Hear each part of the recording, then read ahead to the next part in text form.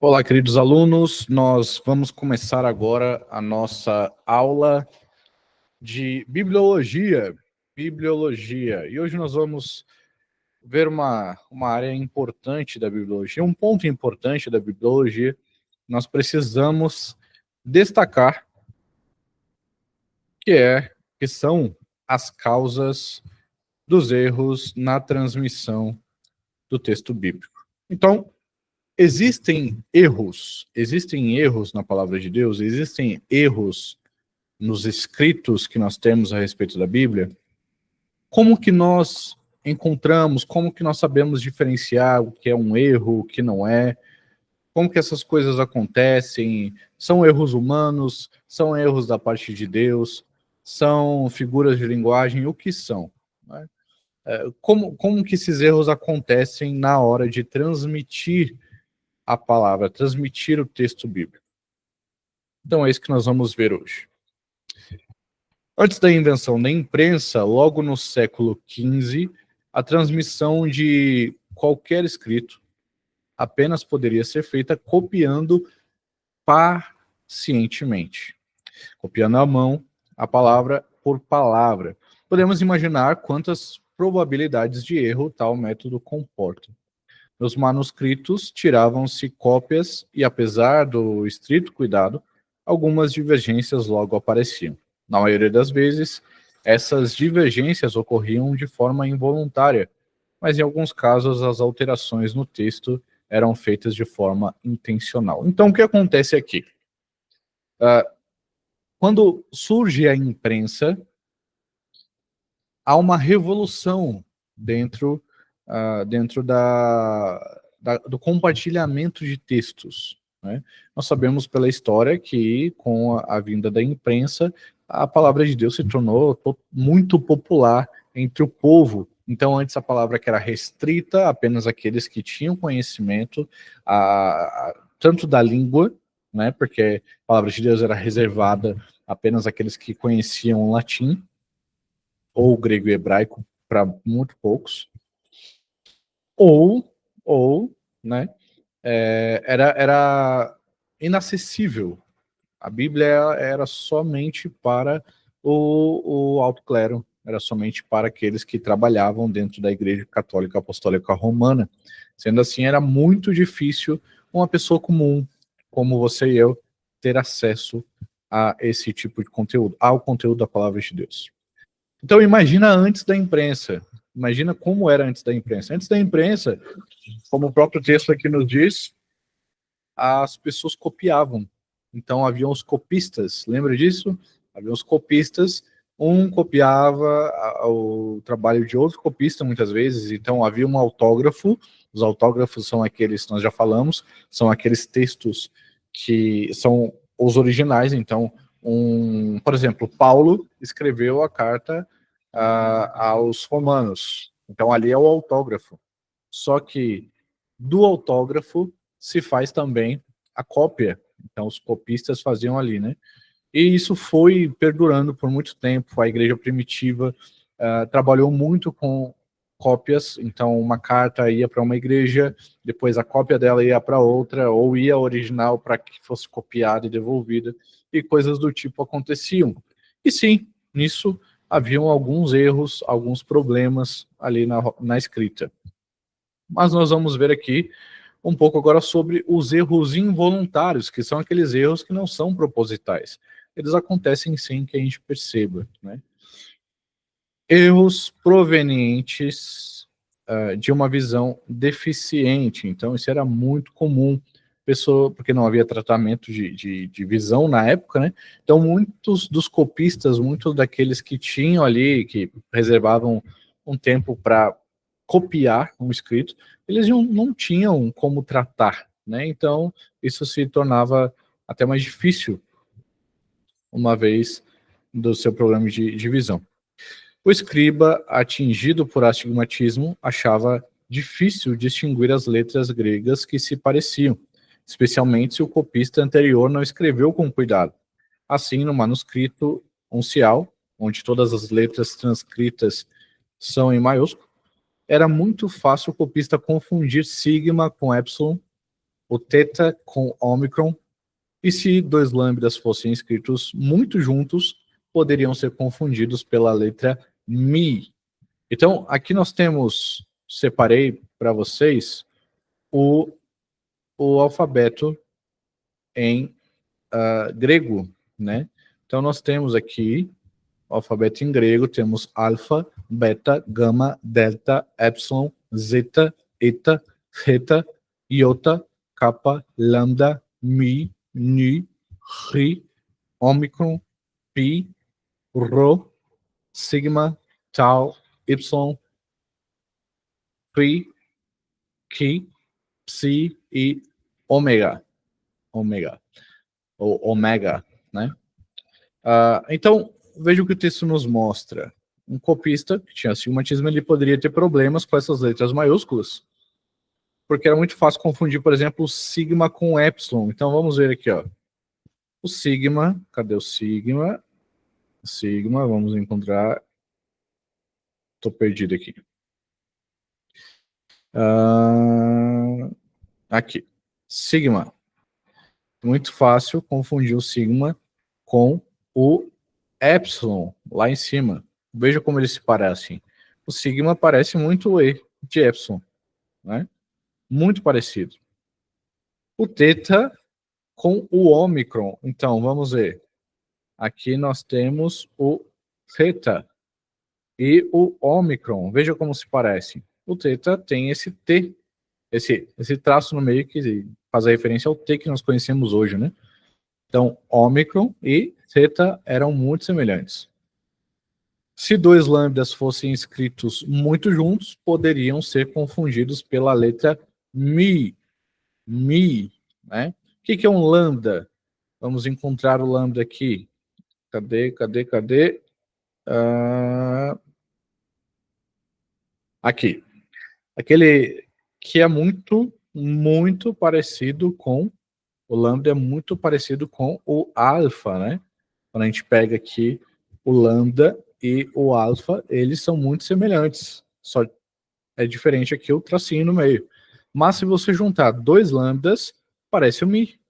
Não parece? Se você pegar dois desse aqui, ficar muito junto, vai parecer um mi. E isso gerava ainda gera muito problema em algumas pessoas que tentam traduzir do original, muitas vezes nos manuscritos, né, elas se perdem nisso daqui. Então, é um problema. É um problema na hora da tradução, que precisa ser revisto, precisa ser analisado o texto, para que não haja nenhum problema, né? Uma deficiência visual também possibilitava a ocorrência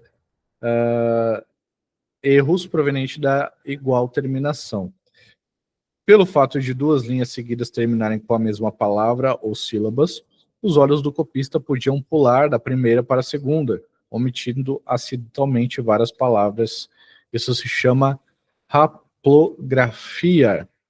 Algumas vezes, os olhos do escriba apanhavam a mesma palavra ou grupo de palavras uma segunda vez, e como resultado copiava duas vezes, o que deveria ter feito apenas em uma. Isso é a ditografia, né? Então, isso acontece conosco hoje também. Eu tenho certeza que você já foi, na época da escola, foi ali copiar um texto, e na hora de copiar você acabou pulando uma linha. E quando você pula essa linha, você perde praticamente uma linha inteira de conteúdo. E quando você vai ver, o texto não faz sentido porque você perdeu, ou como alguns dizem, você comeu uma linha, você comeu palavras, né? Na hora de transcrever ou copiar um texto, né? Isso é um problema que é muito comum ainda hoje, não só na hora de você traduzir ou copiar textos bíblicos, né?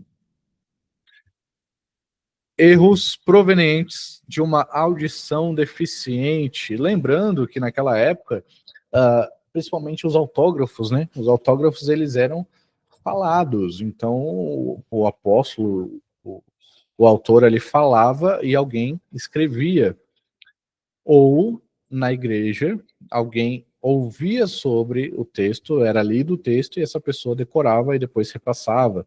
Ou coisas semelhantes, né? Era comum ditarem ao copista e ele escrever outra palavra parecida, como as nossas imersão e emersão, despercebido e desapercebido, comprimento e cumprimento. Outro problema com o ditado encontrava-se nas amônimas não homógrafas, como ilustram as palavras portuguesas cinto e cinto, incipiente e incipiente, ou o coxo o coxo com X e o coxo com CH, né? Então é muito comum também, nós também sofremos desse mesmo problema aqui na nossa língua. Muitas vezes a gente escreve errado também, porque tem palavras muito similares, né? Erros de memória. Estes erros surgiam porque a memória falhava enquanto o copista olhava para os manuscritos e procurava escrever o que lá se encontrava. Esse tipo de erro explica a origem de um grande número de mudanças, especialmente nos evangelhos sinóticos, envolvendo a substituição de sinônimos, variação na ordem das palavras, troca de palavras por influência de outra passagem paralela e talvez conhecida dos escribas. Então, muitas vezes, novamente, assim como hoje acontece, também nessa época aconteceu. Muitas vezes eu, particularmente, quando eu vou citar algum texto bíblico, muitas vezes eu confundo com outro. Então eu digo, o texto não sei, por exemplo, texto de não julgueis, né? Não julguem, serão julgados. Eu posso citar o texto não julgueis para não ser julgados e fazer referência a Romanos capítulo 2, versículo 1, que vai falar isso, só que não é o mesmo texto. São textos diferentes e com palavras diferentes. Por mais que falem, de certa forma, a mesma coisa, são textos diferentes com palavras diferentes, né? Para pessoas diferentes, enfim.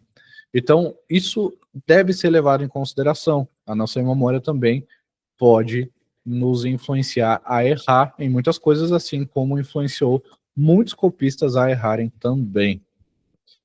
Erros de julgamento. Encontramos alguns erros que apenas podem ser explicados por culpa de copistas pouco inteligentes ou descuidados. Isso era muito comum, né? Pessoas com pouca instrução, pouco estudo, que era o que tinha ali no momento e que faziam a cópia. Palavras ou notas explicativas encontradas na margem eram muitas vezes incorporadas ao texto do Novo Testamento. O copista, ao encontrar na margem notas explicativas como sinônimos de palavras difíceis, correções, comentários pessoais, ficava perplexo, sem saber o que fazer com elas. Alguns resolveram o problema da seguinte maneira: colocaram a nota do texto que estavam copiando. Por isso, é provável que um comentário marginal explicando o movimento da água do poço de Betesda, em João, capítulo 5, versículo 7, foi incorporado ao texto de João 5, 4. Certo? Então, meus irmãos, olha que interessante. Esse texto mesmo, vocês conhecem muito bem esse texto, né? O anjo do poço de Betesda. Esse texto, ele muito provavelmente não havia um anjo ali. Muito provavelmente a história ela não é bem aquela história que está sendo narrada ali no texto que a gente tem hoje, né? E como que a gente sabe disso? Porque diversos papiros, diversas cópias mostram ou estão em falta desse texto ou mostram ali uma incongruência do que foi passado hoje para nós, né? Por exemplo, também o texto de Mateus, onde vai falar sobre a grande comissão, né, o ide por todo mundo e pregar o evangelho. O reverendo Alexandre Cardoso, que é o professor de hebraico, de hermenêutica, de grego, ele vai falar sobre isso em algumas postagens dele, onde ele nos mostra ali que há um erro de tradução desse texto. Então, o texto que nós temos em português, ele está muito mal traduzido, e ele traz a ideia de que O reverendo Alexandre nos traz a ideia de que ali o texto está falando sobre discipular as nações e não ir e pregar a todas as nações. Na verdade, isso é muito relevante porque muda totalmente a ideia do texto, né? Então, o id deixa de ser um id, deixa de ser algo que todos devem ir, sair e ir e pregar o evangelho e coisas do tipo, né? Então, há textos que precisam ainda de muito estudo, de muita descoberta em cima deles, de muita teologia, né, de muita hermenêutica, de muita tradução bem feita em cima deles para que a gente possa encontrar o real sentido desses textos. Infelizmente, ainda hoje nós temos alguns erros grotescos, grotescos. Um dos erros, eu já vou até citar ele aqui, deixa eu ver se a gente vai falar dele mais para frente, eu não lembro.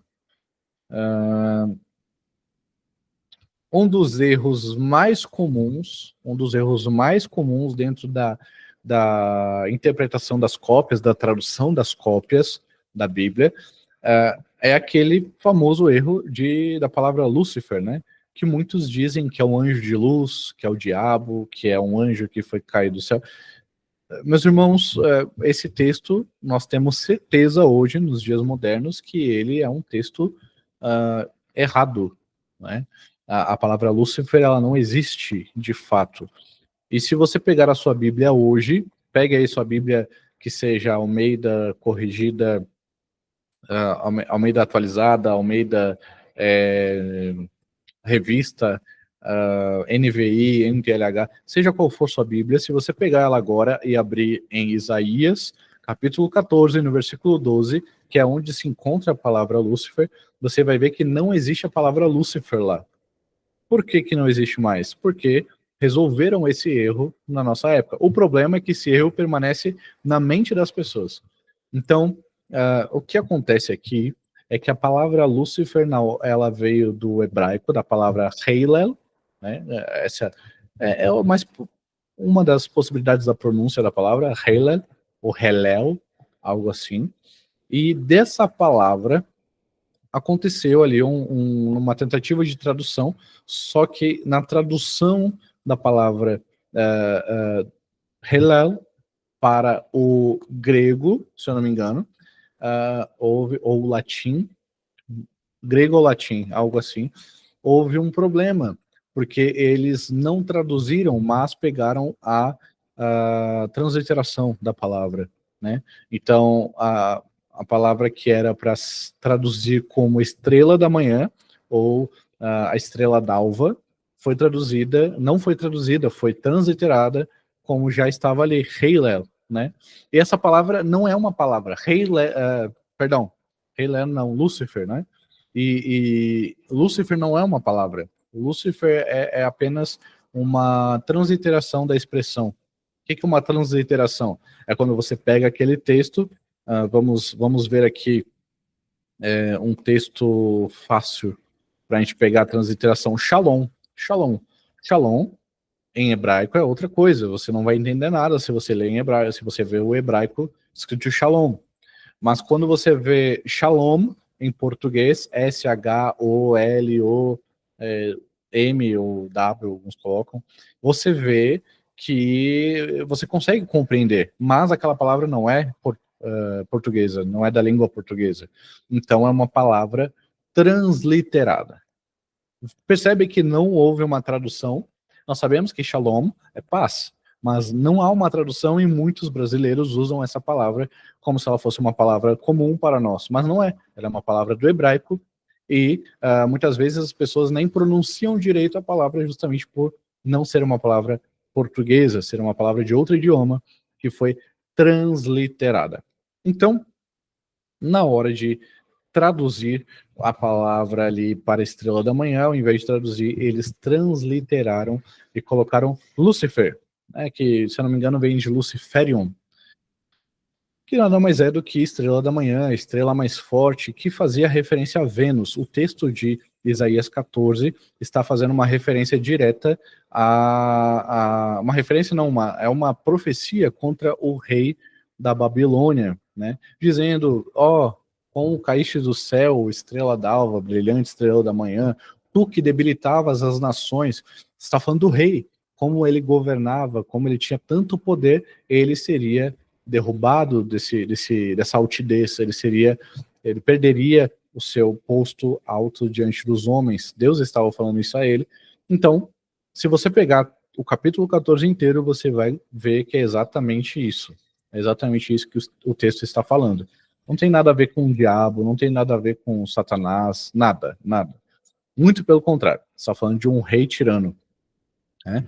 Então, esse é um exemplo de erro de tradução, de erro que foi ali talvez preguiça, talvez um erro por não traduzir corretamente, enfim, há diversas coisas. Se você pegar a sua Bíblia, se você tiver uma Bíblia ACF, como essa daqui é a ACF da Thomas Nelson, você vai ver que está escrito em Isaías, capítulo 14, versículo 12, está escrito Lúcifer. Agora, se você pegar a sua Bíblia Ara, deixa eu ver, eu não tenho certeza se Ara também está assim. Vamos ver? Capítulo 14, Isaías 14, versículo 12. Está escrito, como caíste do céu, ó estrela da manhã, filho da alva, como foste lançado por terra, tu que debilitavas as nações. Vamos ver aqui na Almeida Corrigida Fiel, que é mais antiga, uma tradução mais antiga, para que vocês possam entender o que eu estou falando. Ó, capítulo 14, no versículo, Isaías 14, versículo 12, diz assim, como caíste do céu, ó Lúcifer, filho da alva, como fosse cortado por terra, tu que debilitavas as nações. Então você vê que as versões são diferentes e as modernas consertaram esse erro, né? Mas ainda assim, vocês podem observar como que o estrago ele permanece até hoje. Até hoje as pessoas chamam Satanás de Lúcifer. Até hoje as pessoas acham que Lúcifer é um nome próprio. Elas não entendem que é um adjetivo, né? E o interessante é que em Apocalipse, se eu não me engano, Apocalipse 20, vai dizer que Jesus diz, eu sou a raiz de Davi, a brilhante estrela da manhã. Ou seja, Jesus, ele se autodenomina o Lúcifer, né? Aquele que tem a autoridade maior, aquele que tem todo o poder. Glória a Deus por isso, né? Pois bem, falamos bastante sobre essa palavra, sobre esse erro. Vamos prosseguir. Erros intencionais. Por estranho que pareça, os escribas que pensavam eram mais perigosos do que aqueles que se limitavam a copiar o que tinha diante de si. Muitas das alterações, que podem ser classificadas como intencionais, foram, sem dúvida, introduzidas de boa fé por copistas que criam estar corrigindo erros ou infelicidades de linguagem que se haviam introduzido no texto sagrado e precisavam ser corrigidos. A despeito da vigilância de eclesiásticos zelosos, alguns escribas, chocados com erros reais ou imaginários de ortografia, gramática e fatos históricos, deliberadamente introduziram mudanças no que estavam copiando. Os motivos de tais mudanças eram, então, por que eles faziam essas mudanças, né? Primeiro, correções na ortografia, gramática e estilo. Alguns livros apresentavam muitas tentações aos escribas zelosos pela correção gramatical. O escriba culto era tentado a melhorar a linguagem. Então, numa tentativa até uma boa, né? Estava no coração dele, ele achava que estava fazendo algo bom e aí cometia alguns erros ali. Correções harmonizadoras, intencionalmente ou não, procurando harmonizar passagens paralelas aos relatos idênticos, os copistas alteravam algumas passagens bíblicas, olha só. Então havia sim alteração na palavra de Deus. A gente tem que reconhecer isso. Quando alguém chega e fala, a Bíblia ela foi escrita por homens, a Bíblia tem alterações e tal. Sim, a sua resposta deve ser sim, a Bíblia tem alterações. Mas eu, como estudo teologia, eu que conheço teologia, eu que conheço bibliologia, eu que conheço de hermenêutica, de grego, de hebraico, eu posso dizer que a Bíblia que nós temos hoje, ela pode ter sim alguns adendos, mas ela é fiel, né? E os erros que ela possui, eu sei dizer quais são, né? Por isso que é tão importante a gente estudar teologia. Acréscimos de complementos naturais e semelhantes. A obra dos copistas na amplificação e arremate das frases é evidente em muitas passagens. Vários escribas, supondo que algo estava faltando na declaração de Mateus 9,13, que diz: "Pois não vim chamar justos, mas pecadores", acrescentaram: "ao arrependimento". Outros copistas achavam difícil deixar a palavra escriba, sem acrescentar fariseu, como aconteceu em Mateus 27:41. Então, veja bem, em Mateus capítulo 9, versículo 13, diz: "Pois não vim chamar justos, mas os pecadores". A palavra "ao arrependimento", que vem a seguir, ela não existe no texto original. Ela foi acrescentada. Agora você está sabendo disso. Olha que interessante. Então, essa palavra foi acrescentada numa tentativa de melhorar a compreensão. Mesma coisa em Mateus 27:41, vamos ver? Mateus 27:41. Vamos lá. Mateus 27, 41. Diz assim a palavra de Deus: "De igual modo, os principais sacerdotes, com os escribas e anciãos, escarnecendo, diziam". Então, ó, outros copistas achavam difícil deixar a palavra escriba sem acrescentar fariseu.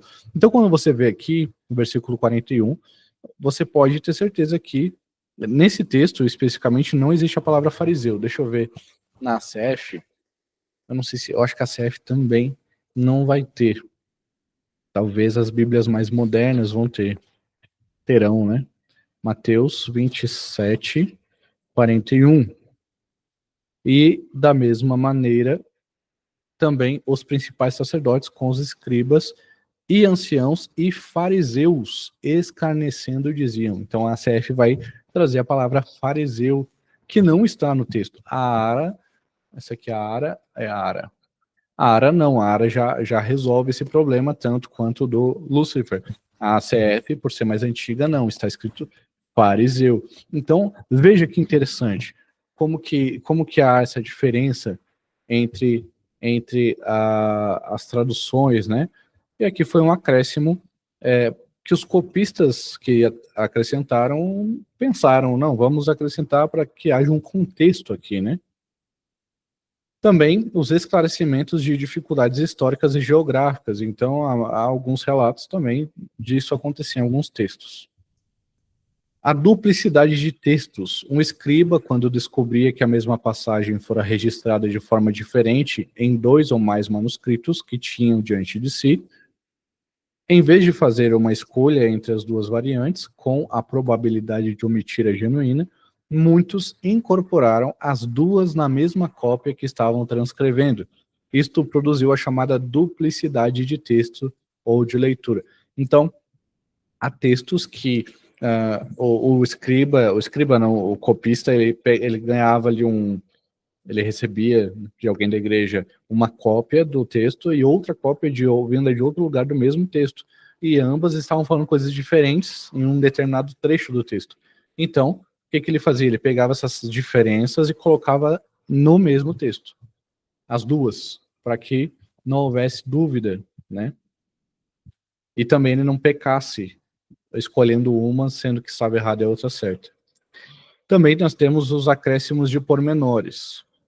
Acréscimos feitos na margem ou em nota de rodapé, uma vez que as outras, uma vez ou outra, eram introduzidos para o texto.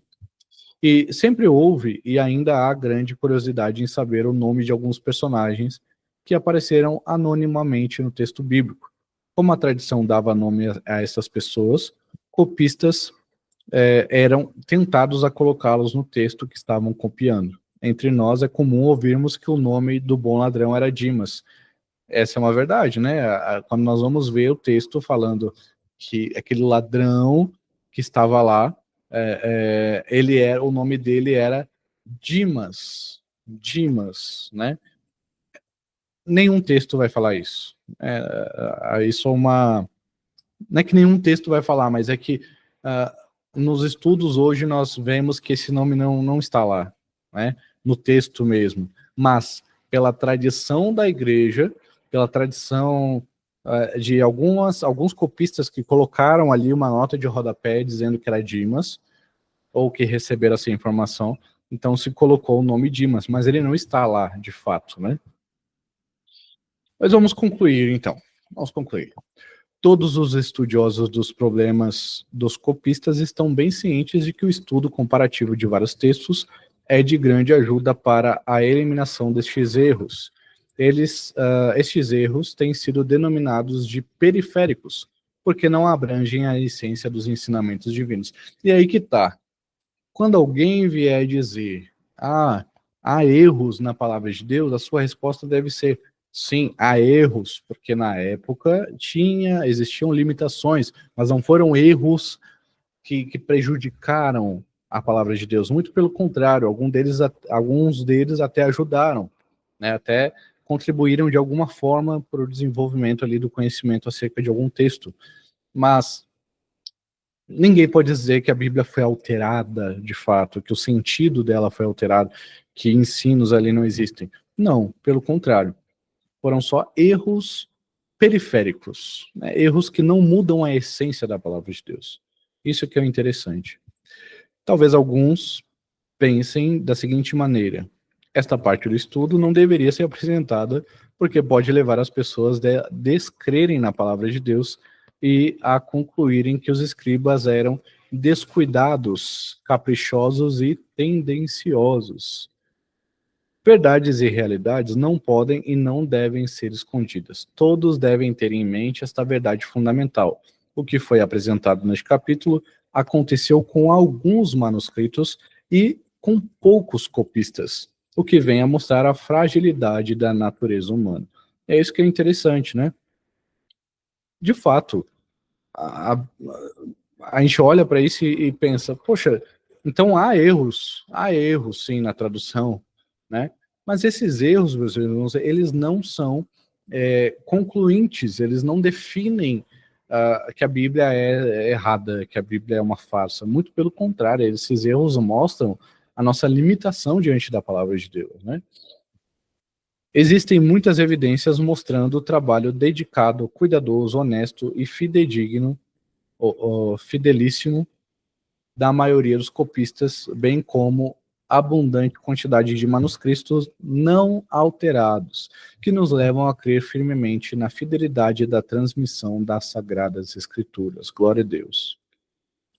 E por fim, vamos ver esse texto de Apocalipse 22, 18 e 19. Eu testifico a todo aquele que ouvir as palavras da profecia deste livro. Se alguém lhe acrescentar alguma coisa, Deus lhe acrescentará as pragas que estão escritas neste livro. E se alguém tirar qualquer coisa da palavra do livro desta profecia, Deus lhe tirará a sua parte da árvore da vida e da cidade santa que estão descritas neste livro. Observação: o texto acima faz referência à palavra de uma aliança divinamente instituída que não seria mudada. As alianças incluíam frequentemente maldições contra aqueles que as quebravam. O texto não trata daquilo que foi escrito em si, mas daquilo que foi falado. O autor está tratando da imutabilidade dos princípios e do conteúdo da mensagem. Então, esse texto, quando a gente vê sobre a alteração, não está falando sobre alguém que fez ali uma alteraçãozinha na tradução, vai para o inferno. Não é isso, meus irmãos. O texto está falando que aqueles que ensinam coisas que a palavra não ensina, aqueles que ensinam heresias, aqueles que mentem a respeito da palavra de Deus, estes sim não terão parte com Deus, não estarão na cidade santa, não receberão da árvore da vida, e esse é um fim trágico para aqueles que ofendem a Deus, blasfemam contra Deus, trazendo entendimentos errados a respeito da sua palavra, né? Louvado seja Deus, porque nós temos a palavra de Deus hoje, nós temos os originais para nós mesmos traduzirmos, nós temos conhecimento teológico, interpretativo para fazer isso. Então, louvado seja Deus por essa bênção, né? Vamos orar, agradecendo ao Senhor por essa aula. Pai, nós te louvamos por essa aula, te louvamos pelo conhecimento adquirido, te louvamos pela tua palavra, que é fiel. Obrigado, Senhor, porque o Senhor nos deu a sua palavra e nós temos essa possibilidade de lê-la, de aprendê-la e de vivê-la, Senhor. Nos ajude nisso pelo teu Espírito Santo. Amém. Amém, meus irmãos. Que Deus abençoe grandemente a vida de vocês. Até a próxima aula.